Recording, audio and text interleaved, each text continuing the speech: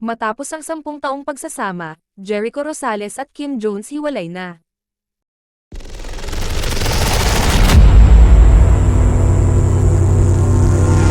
Tuluyan na umanong tinuldukan ng mag-asawang Jericho Rosales at Kim Jones ang kanilang pagsasama bilang mag-asawa.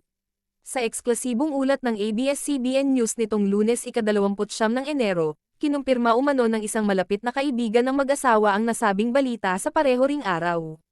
Ayon umano kay Rico Ocampo, tumatayong ninong ng celebrity couple, 2019 pa raw hiwalay sina Jericho at Kim. While the friendship between the two remains, they have decided it is time to lead separate lives. They are encouraging each other to grow, albeit in different directions. It was a mutual decision, an amicable separation, dealt with grace and maturity by both parties, pahayag ni Ocampo sa ABS-CBN News. The two are filled with gratitude for the memories they've made together and the lessons they've learned. They have journeyed through the separation with the utmost respect and care toward one another precisely because Echo and Kim are the best of friends and love each other like family, aniya. Dagdag pa ni Ocampo, this split is not born out of ill feelings.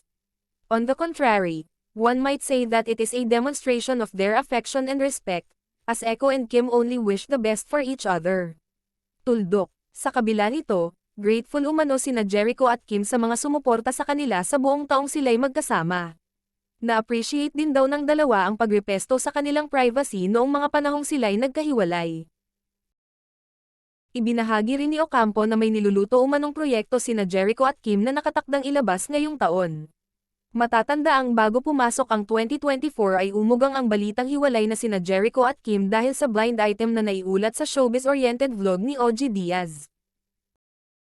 Pero bago pa man ito, pinagdudahan na rin ng madla ang estado ng kanilang marriage noong tumawa at umiwas si Jericho imbes na sagutin ang tanong ng Philippine Entertainment Portal o PEP tungkol dito.